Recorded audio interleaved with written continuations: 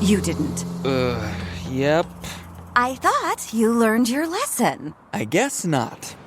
Dad, the vultures are back. Okay, kids, you know the drill. Windows up. Gone too far looking for a good deal on gas? Try Price Match, only from BP Me Rewards at participating BP and Amoco stations. Learn more at bp.com/best price. At Huntington, we've been asking ourselves, can we make saving money any easier? And we think we've solved it. Introducing Money Scout.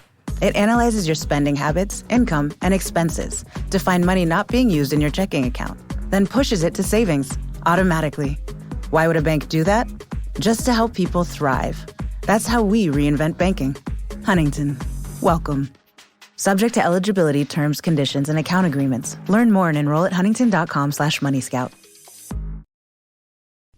The following is a Hoop Ball presentation.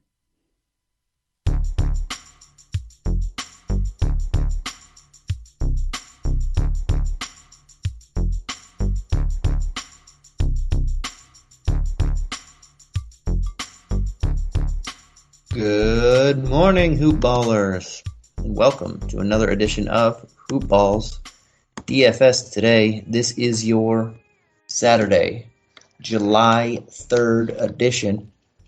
I am your host, Santino Cacone. I'll be running this one solo for you guys, and we have a nice one. Game 6 of the Eastern Conference Finals. We already have the representative from the West, which is the Phoenix Suns. They're just waiting on this series to end. If the Bucks win, it's Bucks Suns in the finals. The Suns hosting Game 1. If the Hawks win, we go to the best two words in sports, Game 7. That'd be on Monday, which most people should have off work, as it is the Independence Day observation day. So we'll see how that goes, but we have a doozy here tonight, hopefully. And we have two big guys, one doubtful, one questionable again, which we'll get to in a brief moment. And before we do that, I do want to give a quick shout out over to our guys at MyBookie, simply the best sports book around. If you're not familiar with MyBookie, you should be. They have a fully fledged casino platform with every sports bet you want to make, as well as table games, slots, all that stuff. You name it. Virtual, live dealer, anything you can think of, they have right at the edge of your fingertips. The best part about it is they pay. So you bet, you win, they pay very quickly. And if it's your first time and you haven't gotten into it yet, you can get your first deposit matched halfway up to $1,000 by simply putting the promo code HoopBall upon signing up. That's HOOPBALL when you're signing up. Again, that's HOOPBALL upon signing up. All right, let's get into this one for you guys. Again, this is Game 6 of the Eastern Conference Finals. We have a spread of, it's a pick'em actually. Bucks at the Hawks for Game 6. Pick'em, and the over-under is 215. On the injury report, we have for the Bucks, Giannis is doubtful. DiVincenzo is out. The Hawks, we have DeAndre Hunter and Brandon Goodwin as out. Trae Young as questionable, and Bogdanovic as probable.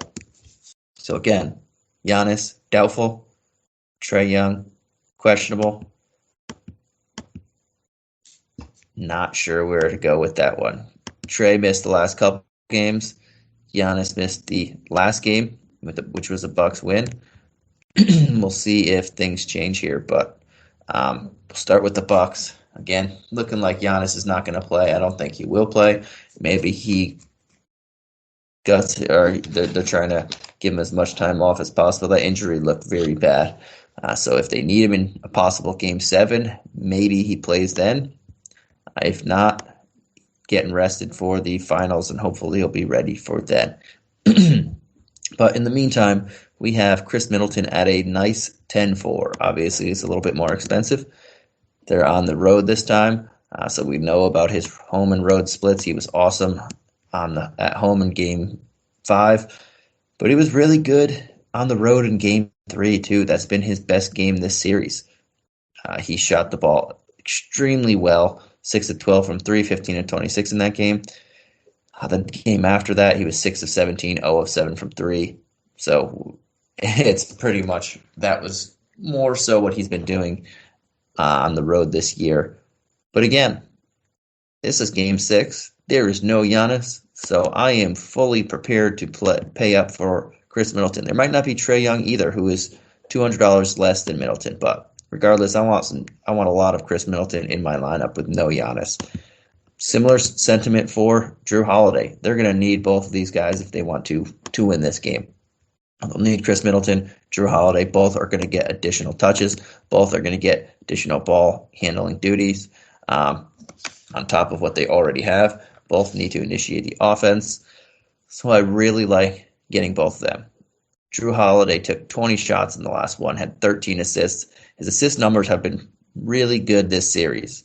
His lowest have been 7. His highest was last game at 13. But he has 2 other games, 3 of the 5 games played so far in double digits for assists. So he's getting that. Last game was the second most shots he's taken and most since Game 1. And we can expect that to continue again now that they don't have Giannis again. So I'm fully prepared to try and get both those guys in my lineup.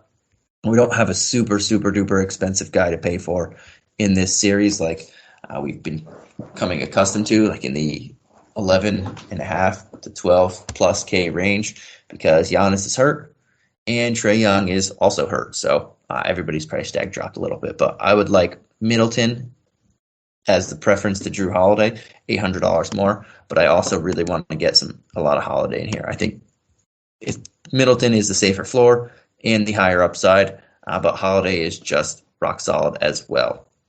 Brook Lopez, let's get to him at 7-2. He had himself a monster game, 33, 7, and 4 blocks. I shot 14 of 18 from the field. I'll get this out of the way. He's not going to do that again.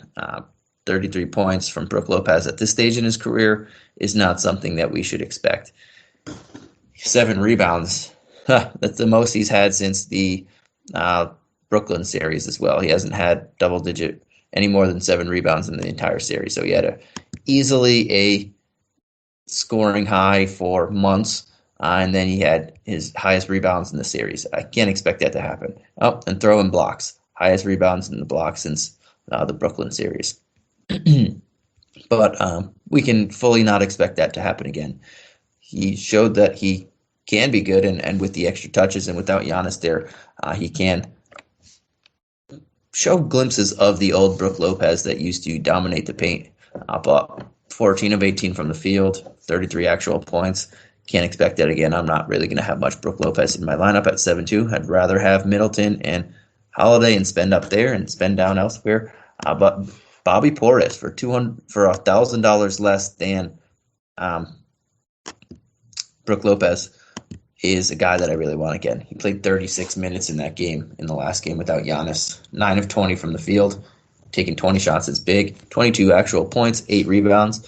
This guy, I mentioned it last time, he's been a very good permanent guy this year, and he's going to continue to draw the start without Giannis, assuming Giannis' doubtful tag holds up.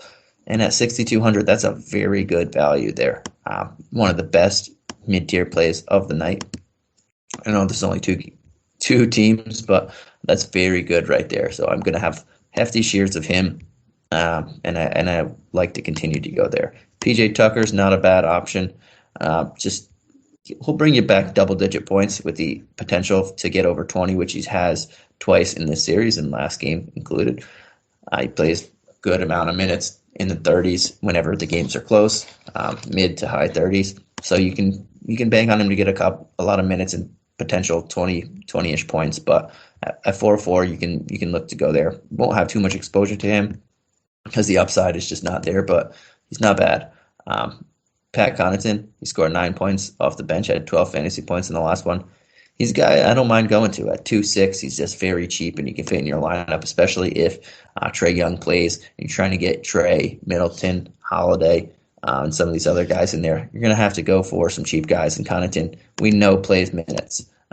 He's played at least outside of the 30-point just massacre in Game 2, where right before halftime the Bucks just went on a scoring binge. He's played at least 21 minutes in every other game this series, in 4 of the 5 games so far. So we can continue to pencil him in for minutes, and at 2,600, not a bad guy to throw your weight around or behind after that. And that's pretty much it where I'm looking at. I mentioned last game, Jordan Nwora is a guy that I'm interested in. He didn't even play in the last one. I still have some interest in him if we hear some news, because he is pretty talented whenever he's given an opportunity as well. But again, he's just a $1,000 dart throw who might not see the court. So need to hear some firm, concrete news that he'll be playing before that. But I think there are some pretty solid options here on this Buck side of the ball, especially since Giannis isn't playing. It just gives more room for these guys, for the rest of the players to grow, especially these cheaper guys like Connington, Tucker, Bobby Portis, who's now 6'2". I know his price tag was super cheap a couple games ago. He was in the 3.2, the 3Ks to start the series, or 2.4 to start the series, and last game he was at 4.4. Now he's 6'2". He's more expensive, but he's still pretty good, and I like going there as well. And then we got the Atlanta side of the ball. And again, a lot of this side of the ball weighs in on what's going to happen with Trae Young. He's currently questionable. He's missed the last couple games here. And if he continues to miss, if he misses his 3rd game, then we already know where the production is going to go. It's going to go a lot to Bogdanovich, who becomes a fantastic play again. He's dropped over 40 fantasy points in the past 2 games. He's taken a total of 20 and a half shots in these last 2 games. So if Trae Young doesn't play, we can go to Bogdanovich. We can go to Lou Williams back at 5'2". We know Lou is going to draw the start. Both those guys are going to play a ton of minutes. Kevin Huerter is going to play a lot and get more responsibility as well. He has 7 assists exactly in the last 3 games. 7, 7, and 7. Lucky number 7s. But I prefer the other 2 guys more than him. Huerter's only $1,000 less than Bogdo. Bogdo has bigger upside and a safer floor. If Trae Young does play, it does curb everybody else a bit. Then I really don't want Huerter. Lou Williams, I'll only try and fit if I have the money at the end of my lineup, if he's one of my last 1 or 2 utilities. Bogdanovich, I still think he can go to, but it's not going to be as great. I'd rather just spend up an extra $800 for Drew Holiday in that scenario. And I think we could look at Trae if he's playing. If he's playing and they're saying he's fully ready to go, this is Game 6. They're at home. If they lose, they're out. So we can expect Trae Young to take 25 to 30 shots, I think, assuming the game stays close. And they don't want to rest him down the stretch because they're winning by a lot. But outside of that, looking at Capella more so if Trae Young plays, just like in the last one. He's had himself a bad game in the last, and this series pretty much outside of Game 1. He hasn't really grabbed a lot of rebounds. Brook Lopez has kept him away from what he does best, but I think at 6'6", he continues to drop in price tag. I continue to get closer to where you don't need a monster game from him to hit value. So I'm looking at Clint Capella at 6'6". Right now, if Trae Young doesn't play, I think Bobby Portis might be safer. But if Trae Young plays, he gets Capella a lot better looks, and that's where I would go in that scenario. And I think Capella makes for a very good play if Trae Young does play. John Collins is another guy we can look at, but again, I'm rather just trying to pay up for Bogdanovich if Trae Young's out, or Drew Holiday if Trae Young's in. I know that is a particularly $1,400 discount between him and Holiday, but that's where I would rather try and spend my money. Gallinari, Cam Reddish, 2 solid options that are very cheap.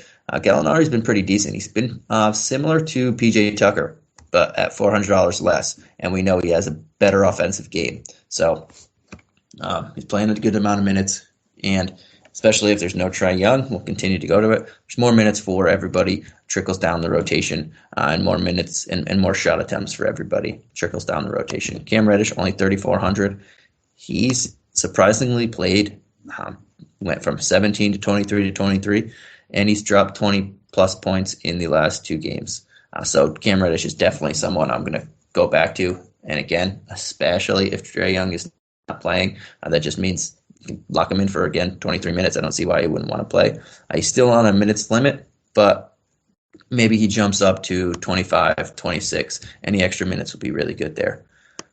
And now that Okongwu is all the way up to 2K, I don't know if I'll have much exposure to him, but again, he's about a double-digit point guy. And if you're at the end of your lineup and you're looking at him and Connington trying to fill out and you're trying to load on the top, again, if Trae Young plays, load up there.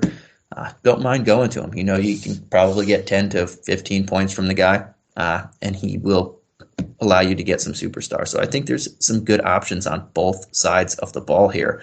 Again, a lot of it's going to hinge on Giannis and Trae Young. I think Giannis is definitely closer to about 90% not playing. Trae Young, it's possible. I mean, Game 6, they're in an elimination game at home. I think he's about 60-40 to play. Maybe even more, maybe 65-70 to play. But again, we'll see what the pregame reports come out.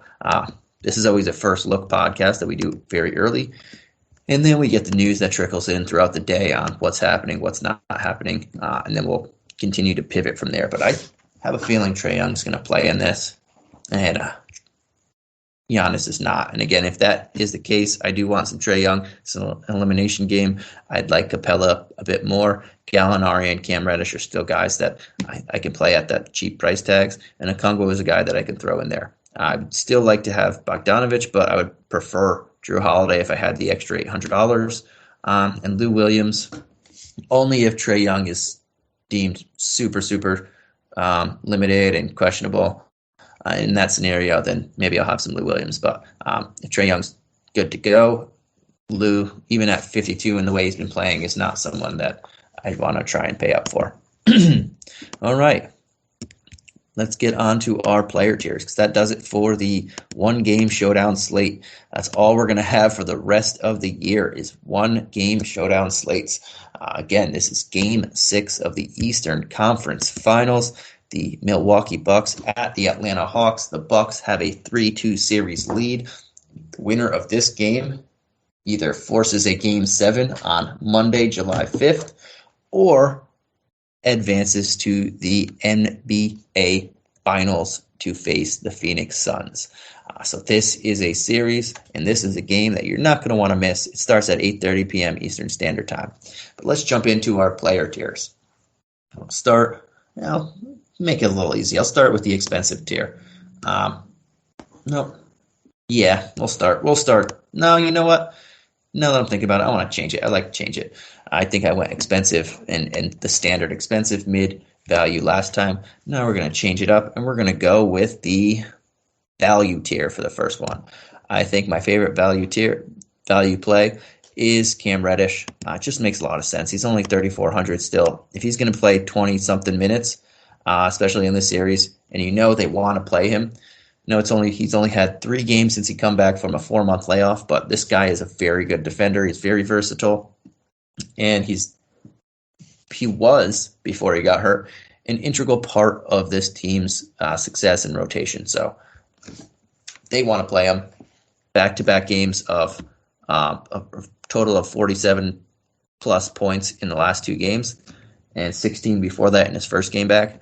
I think we can continue to see that, and him beating value again, possibly getting over another 20-point game. And if he doesn't and he just hits about 15, 16, still going to hit value there. I think it's just super easy to plug Cam Reddish in our lineups. All right, my favorite mid-tier play of the night. As of now, it's Bobby Portis. Obviously, things could change if Trae Young plays. As I mentioned, I like another guy a lot more if he does play. But right now, it's Bobby Portis because I don't expect Giannis to play. 6,200. He did take an $1,800 price increase from the last game, but it was well deserved, and it makes a lot of sense. He dropped 22 and 8 in 36 minutes in the last game, 43 fantasy points. He's probably going to get 15 to 20 plus points again, and anywhere from 7 plus rebounds. And if he's going to play another 36 minutes, this guy has been a very good per minute player all year, especially on this team. Throughout his career, he's been a pretty good per minute player, but he's been really good this year. And without Giannis, 22 and 8 just sounds normal for him. Another 40-point performance, 30-point floor, I would say, as long as this game stays close. And yeah, I like Bobby Portis even at his $1,800 price increase. Then we're going to go to the expensive tier. And I'll just go to one guy who I know as of right now is going to bring back a ton of value, and that is Chris Middleton. I've been on a lot of the Bucks games this postseason, and I've been beating the drum about the fact that he is much better on the road, he is much better at home than on road efficiency-wise, and it's not even close. It's night and day. But you know what? This is Game 6. I know it's on the road. There's not going to be a Giannis that I don't think Giannis is playing. This is the guy on this team. I'm going to pay 10-4 for him. We don't know if Trae Young's even playing yet, so it makes it even easier at this moment to throw Chris Middleton in that lineup, and preferably in the captain spot if you can get him there and not have a ugly-looking lineup outside of that. But Chris Middleton makes the most sense. Throw him in your captain spot right now. He's going to be the guy. Can see 6+ assists, 8+ rebounds, 20+ points, and that's what I see as the floor for him. As long as, again, this game stays close, I don't see a reason why he's not going to be the lead guy in multiple facets of this game. That does it for the Showdown slate. Thank you guys for listening. You can follow me on Twitter at Santino Cacone. You can follow us on Twitter at all of our different Hoop Ball accounts. Make sure to give us a like or a rate review. Tell us what you like, what you don't like. We'll try and incorporate what you like, try and get rid of what you don't like. But thank you again. This was a good one, and I can't wait to potentially catch you guys on Monday for a Game 7. And if not, when they do send out the final schedule, we'll see who's on next. But as of right now, our next possible time you'll be speaking or listening to one of us will be Monday, Game 7. But we will see what happens. Thank you again for tuning in. Good luck. Have a wonderful 4th of July weekend, and peace.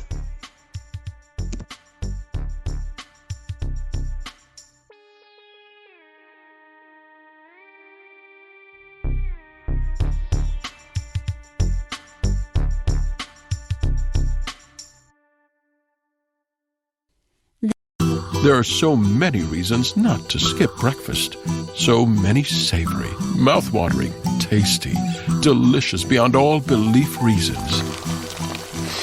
Actually, that last one was pretty convincing. Stop by for a McDonald's breakfast. Mix and match a sausage biscuit, sausage McMuffin, sausage burrito, or hash browns, any two for just $2. Price and participation may vary, cannot be combined with combo meal.